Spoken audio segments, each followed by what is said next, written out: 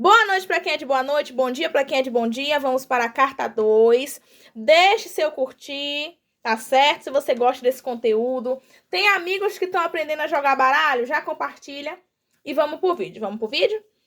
Primeiramente, pausa e observa o que você olha em cada carta. O que você observa em comum, principalmente nessas aqui.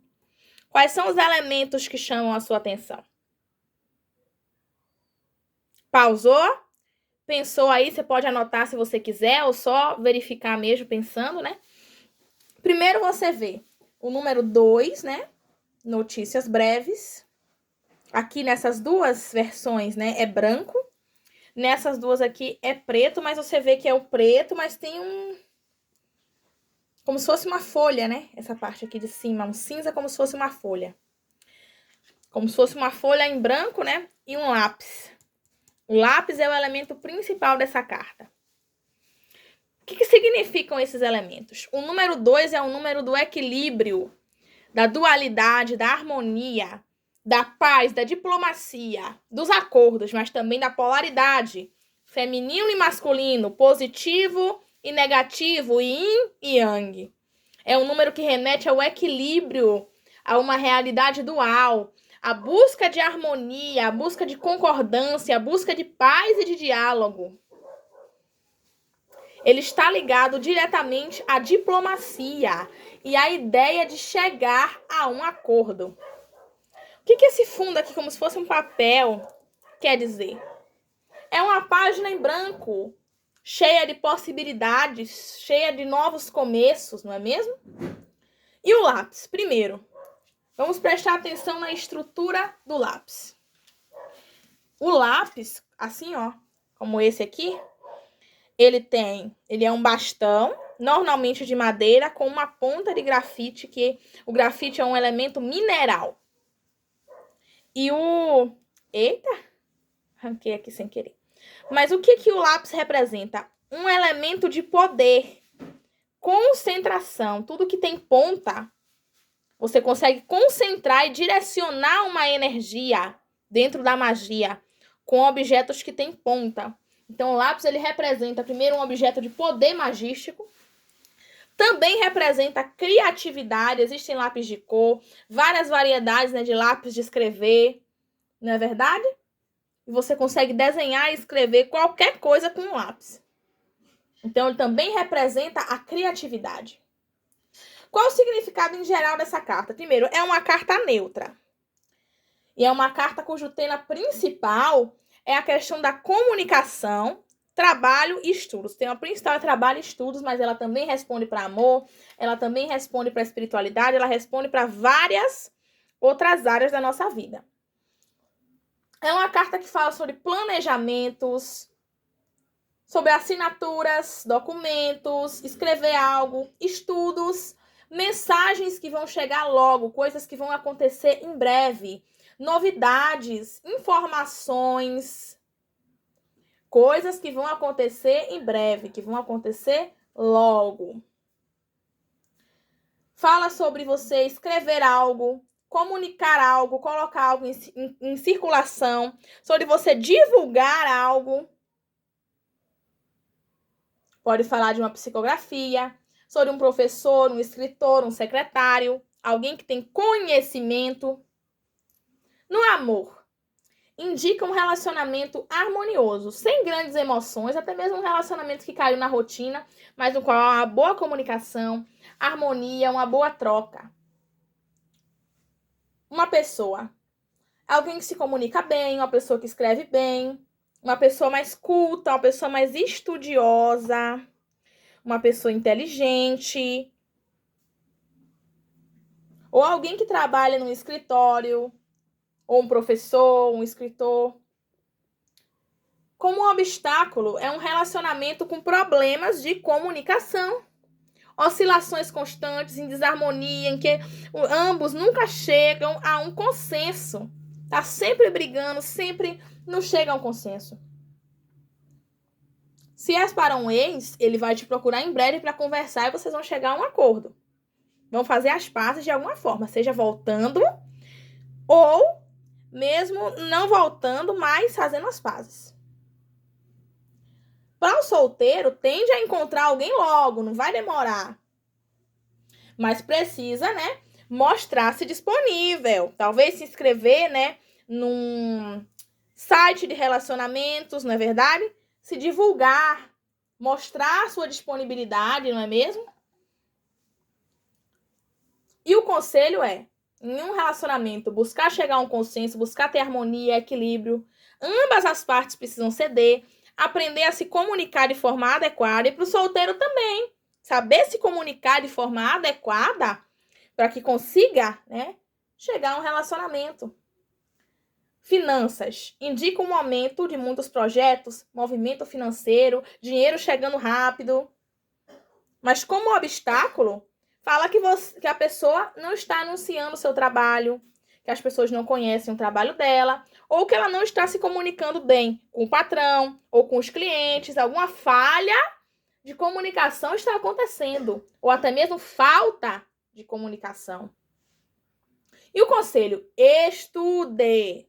Estude. Lápis é material escolar. Quer prosperar? O conselho é estude. Busque informação sobre a área em que você trabalha. Estude o mercado, como é que funciona, como se inserir nele da forma que você deseja. Faça um curso e também divulgue. As palavras de ordem são estude e a segunda, divulgue. Divulgue seus produtos, seus serviços. Eu trabalho fechado. Se a pessoa trabalha de carteira assinada, o conselho é: busque se comunicar melhor com o seu patrão, seus colegas e os clientes, se você lida com clientes.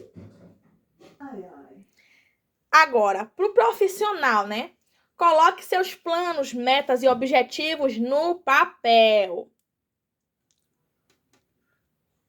Isso vai te ajudar a materializar eles, né? Então, esse é o conselho: colocar os planos no papel para conseguir organizá-los. Se comunicar melhor no ambiente profissional, seja com o chefe, com os clientes, com os colegas. Cuidado com a comunicação. Obstáculo no ambiente profissional. Perguntar o que está me atrapalhando de crescer profissionalmente? Comunicação. Às vezes a pessoa fala errado. Isso você não vai dizer para o seu consulente, tá certo? Mas às vezes a pessoa fala errado, escreve tudo errado, às vezes a gramática, sabia? Inclusive, né? Pontos de atenção ao profissional. Você pode, ao invés de, você não vai dizer que o seu cliente escreve errado, né? Você pode aconselhar, se cair essa carta, ele tá falando que ele não consegue arrumar emprego, por exemplo, né? Ou alguma questão assim profissional para quem trabalha para os outros, ou até mesmo quem trabalha para si, vocês podem falar sim, referente a questões de que ele precisa, seria bom se aprofundar na gramática, na comunicação oral e escrita, para ter uma comunicação oral e escrita mais correta, mais clara, mais objetiva. Você não vai dizer que o cliente não sabe. Você vai dizer que ele precisa aprofundar, precisa melhorar, para que não pareça que você está desfazendo ou diminuindo ou ofendendo o seu cliente, seu consulente, tá certo? Na espiritualidade, o que essas cartas querem dizer? Mediunidades. Mediunidade de psicografia. A pessoa, então, se caiu ali, a pessoa quer saber quais são as mediunidades dela, tem psicografia. Pode ser desenvolvida ou não, mas tem. Indica que o plano espiritual deseja passar uma mensagem a esse consulente e que ele precisa aprender sobre o plano espiritual. Ele precisa buscar conhecimento, estudar sobre o plano espiritual, ler livros sobre o plano espiritual. Ou se ele já tem muito conhecimento, está na hora dele começar a transmitir esse conhecimento também através da escrita. Porque às vezes você vai jogar para uma pessoa que já lida com a espiritualidade, que tem conhecimento.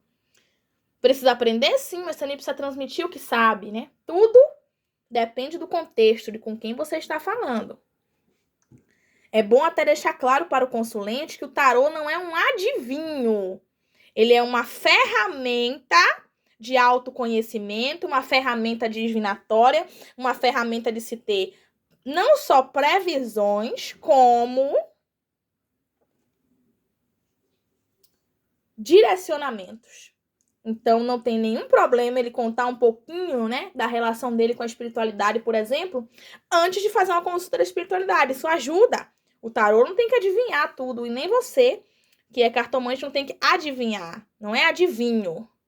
É uma ferramenta. Tá certo? Porque muitos até têm medo de jogar profissionalmente porque acham que tem que adivinhar tudo. Não tem que adivinhar, não. Mas voltando aqui.